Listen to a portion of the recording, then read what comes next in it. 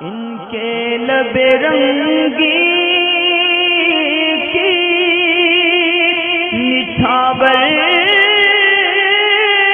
थी कि जिसने। सवाल ये पूछा गया है कि सास की दस्त बोसी करना दामाद के लिए जायज़ है या नाजायज़ है। इसी तरह ससुर के हाथ चूमना बहू के लिए जायज़ है या नाजायज़ है। देखें, इसमें एक क़ायदा ये होता है कि ससुर के हाथ चूमना बहू के लिए और सास के हाथ चूमना दामाद के लिए। अगर ये दोनों यानी सास बहू ये दोनों ऐसे ज़ईफ़ुल उम्र हैं कि इस तरह इनकी एज है कि इनके चेहरे के ऊपर इस कदर की झुर्रियाँ हैं कि देखने में बहुत ज़्यादा बूढ़े और ज़ईफ़ लगते हैं और इनकी तरफ से कोई शहवत का अंदेशा नहीं होता। मसलन 70, 75, 80 की उम्र है, बहुत ज़्यादा ज़ईफ़ हैं, चेहरे पे बहुत ज़्यादा झुर्रियाँ पड़ चुकी हैं और इतने ज़ईफ़ कि इनको देखने से शहवत का अंदेशा नहीं होता। तो अगर ऐसी सूरत में इनकी दस्तबोसी की जाएगी बतौर अदब और अपना वालिद या वालिदैन इस तरह समझ कर, तो इसमें कोई हर्ज नहीं होता। या फिर ऐसा घराना है बहू का यानी पीरज़ादों का घराना है कि वहाँ ससुर जो हैं वो पीरी मुरीदी करते हैं या एक कामिल पीर हैं और उनकी उम्र इस कदर की पहुँची हुई है कि उनकी उम्र 80-90 के करीब है और जो मैंने अभी बताया वैसा ही मामला है ज़ईफ़ी का। तो अगर लोग उनकी दस्तबोसी करते हैं, वो पीर हैं, वली हैं, तो ऐसी सूरत में अगर बहू दस्तबोसी कर लेगी पर्दे की शराइत के साथ यानी लोगों का मजमा ना हो, तो ऐसी सूरत में तो जायज़ की एक सूरत नज़र आती है। ठीक इसी तरह सास के साथ भी है कि सास अगर ऐसी ज़ईफ़ है और ऐसी बुज़ुर्ग है कि जिससे शहवत का अंदेशा नहीं होता, फिर अगर दामाद एक बड़ी बूढ़ी समझ के उनको अपनी सरपरस्त रहबर समझ के अगर दामाद उनकी दस्तबोसी करेगा तो इसमें कोई मुमानियत नहीं होगी, जबकि बहू और दामाद के दिल में कोई भी फितने का अंदेशा ना हो।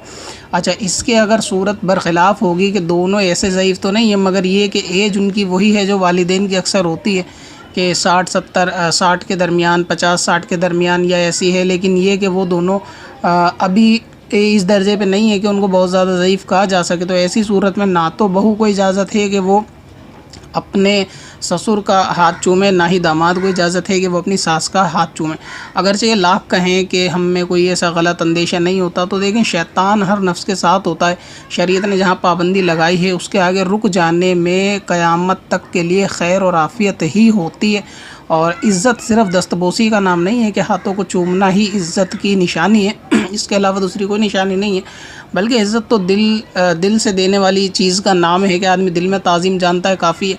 अगरचे ससुर का घराना पीरज़ादों का हो और लोग उनके दस्तबोसी करते हों और वो इतने ज़ईफ़ भी नहीं है, तो ऐसी सूरत में बहू उनकी दस्तबोसी नहीं कर सकती। अगरचे वो उनकी मुरीद भी बनी हुई है तब भी उनकी दस्तबोसी नहीं कर सकती। ठीक इसी तरह दामाद को भी चाहिए कि अगर सास की उम्र ज़्यादा नहीं है तो वो उनके हाथों को ना चूमे। और इसके अंदर अंदेशा ख़तरा बहुत ज़्यादा फितने का तो ये भी रहता है कि अगर खुदा न खास्ता शहवत का खौफ रहा या चूमते वक्त शहवत का गलबा रहा, तो ऐसी सूरत में दोनों के लिए यानी निकाह के ऊपर बहुत ज़्यादा फ़र्क पड़ेगा। सास की दस्तबोसी करने पे दामाद की निकाह पे भी और इसी तरह ससुर की दस्तबोसी करने में बहू की निकाह पे भी। तो इस तरह अपनी आखिरत को ख़राब कर लेना फ़कत ये एक दिल की तसल्ली के लिए कि हम ताज़ीम करते हैं, इससे परहेज़ करना चाहिए कि हर नफ्स के साथ शैतान है। मगर इस तरीके का मामला आजकल चल रहा है कि लोग गले तक मतलब लगा लेते हैं माज़अल्लाह बहूओं को या फिर दामादों को बेटे के तौर पे कि ऐसा मसला चल रहा है। तो इसमें बहुत ज़्यादा एहतियात की ज़रूरत है। बाकी इसके बारे में दीगर उलमा इकराम के बयानात मौजूद हैं,